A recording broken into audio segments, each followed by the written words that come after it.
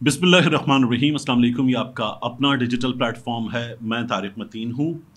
सबसे पहले आपसे वही दरख्वास्त जो मैं हर वीडियो में आपसे करता हूँ, इमरान रियाज खान के लिए आवाज़ उठाइए। आपका फ़र्ज़ है ये आवाज़ इतनी ज़ोरदार उठाएं कि ये आवाज़ पहुँचनी चाहिए जहाँ पहुँचनी चाहिए।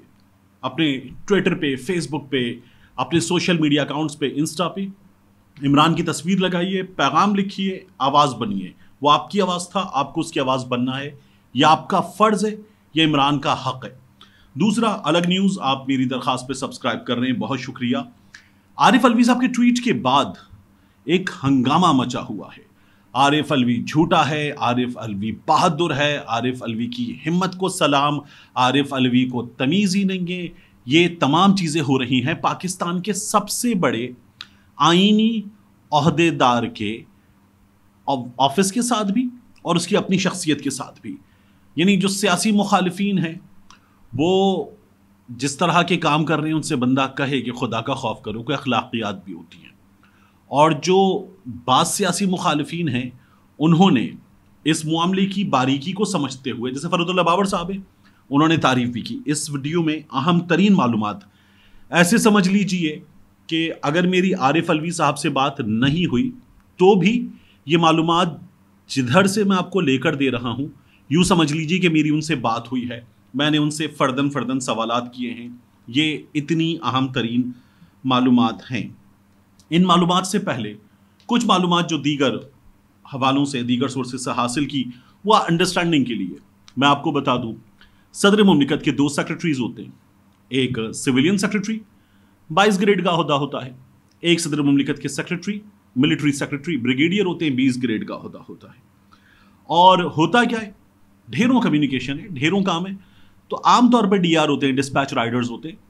और जो ख़ास कम्युनिकेशन है, इन मोस्ट इंपॉर्टेंट डॉक्यूमेंट्स हैं, उनके लिए फिर बाकायदा डेजिग्नेटेड लोग होते हैं।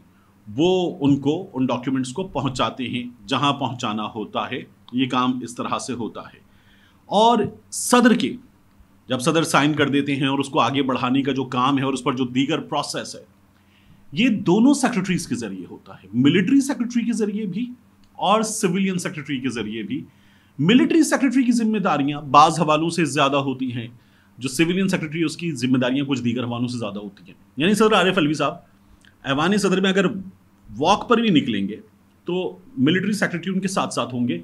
ज़रूरी नहीं है कि हर जगह जो सिविलियन सेक्रेटरी हों वो हर जगह साथ हों। सदर मुमलिकत इस वक्त भी अगर खाना खाने निकल जाएं तो मिलिट्री सेक्रेटरी साथ होंगे। ये प्रोटोकॉल्स हैं इस ओहदे के, प्राइम मिनिस्टर के ओहदे के भी प्रोटोकॉल्स में ये चीज़ें शामिल हैं।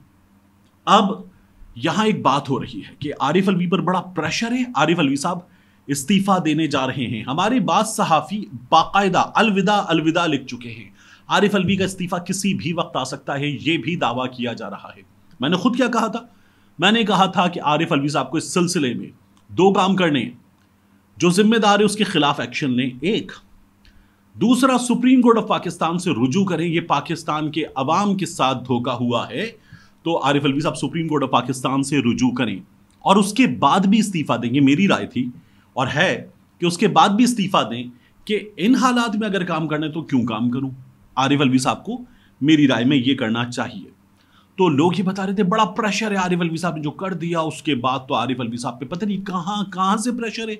आरिफ अलवी साहब इस्तीफा देने जा रहे हैं। इस हवाले से भी अंदर की खबर क्या है अब आपके सामने रख देते हैं। मैं आपको बता दूं, देखिए आरिफ अलवी साहब, सबसे पहले इसकी बात कर लेते हैं कि इस्तीफा दे रहे हैं या नहीं दे रहे। मेरी इंतहाई अहम सोर्स से, इंतहाई अंदर के सोर्स से बात हुई है। उनका ये कहना है कि 0.01% चांस नहीं है कि आरिफ अलवी साहब इस्तीफा दें। ये उस सोर्स का कहना है। कोट एंड कोट मैं वर्ड्स बता रहा हूं आपको। He is standing firm, he is standing for Pakistan. ये मैं आपको कोट अनकोट वर्ड्स अंदर से बता रहा हूं।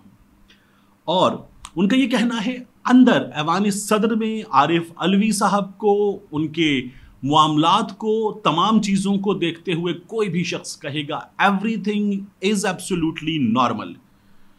और मैंने बताया कि सोशल मीडिया पर तो ऐसे चल रहा है कि एक्सट्रीम प्रेशर है اور استعفیٰ زیر غور ہے، بلکہ شاید لکھ بھی دیا گیا ہے، بس کسی بھی وقت عارف الوی صاحب استعفیٰ دے رہے ہیں۔ انہوں نے کہا کوئی چانس نہیں ہے، یہ ان کا کہنا ہے، ٹھیک ہے، یہ میں آپ کو نہیں بتا رہا، یہ ان کا کہنا ہے کہ کوئی چانس نہیں ہے۔ اب یہ جو سوال تھا کہ عارف الوی صاحب جو ہیں انہوں نے یہ بل اور اس پر لکھا گیا نوٹ یا جو بھی اپنا فیصلہ تھا وہ کس سیکرٹری کے حوالے کیا، کس کے حوالے کیا، کہاں سے یہ غفلت ہوئی ہے، عارف الوی صاحب کو کیا بتایا گیا ہے؟ آپ یوں سمجھ لیجیے کہ میں نے جہاں سے میں آپ کو یہ معلومات دے رہا ہوں کہ میری براہ راست بات ہوئی ہے۔ عارف الوی صاحب سے سوال ہوا کہ کون سا سیکرٹری، کون سا اسٹاف؟ عارف الوی صاحب نے کہا چھوڑ دیجئے، پریشان مت ہو، میں اس معاملے کو خود دیکھ رہا ہوں، یہ عارف الوی صاحب نے کہہ دیا۔ اس کے بعد یہ جو سوال تھا کہ عارف الوی صاحب جو ہیں وہ جیسے نسیم زہرا صاحبہ نے، دیگر صحافیوں نے کہا کہ ٹویٹ کیوں کر رہے ہیں آپ، صدر پاکستان ہیں، صدر پاکستان کے عہدے کا، بہت سے صحافیوں نے کہا کہ مذاق بنا دیا اور آپ ایکشن لیجئے۔ عارف الوی صاحب سے سوال ہوا کہ کیا اس سلسلے میں کوئی ایکشن لے رہے ہیں، کیا کسی کو وہ سیک کرنے کے لیے پروسیس کو آگے بڑھائیں گے، کچھ کریں گے؟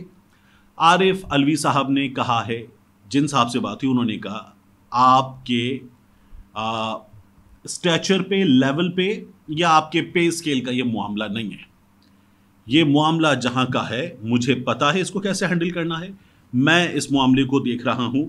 عارف الوی صاحب نے یہ بھی اس سلسلے میں بتا دیا ہے۔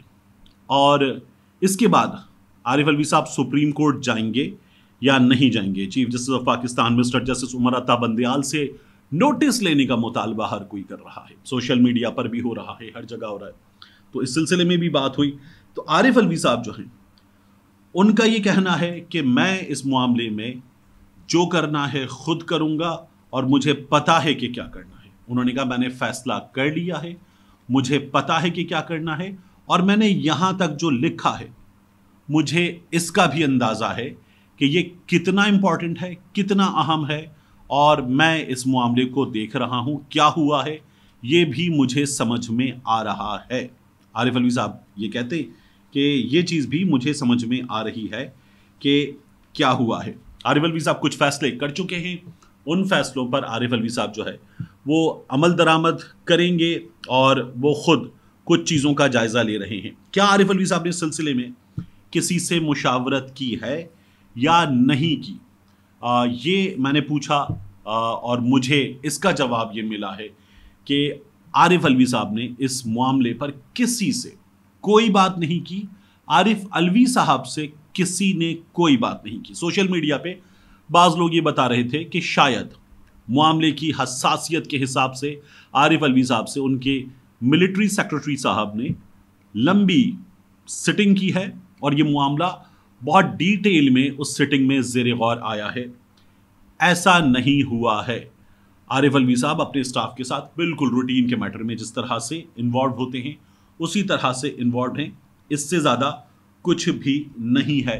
یہ ہے ایوان صدر سے اندر سے ملنے والی تمام معلومات کا خلاصہ۔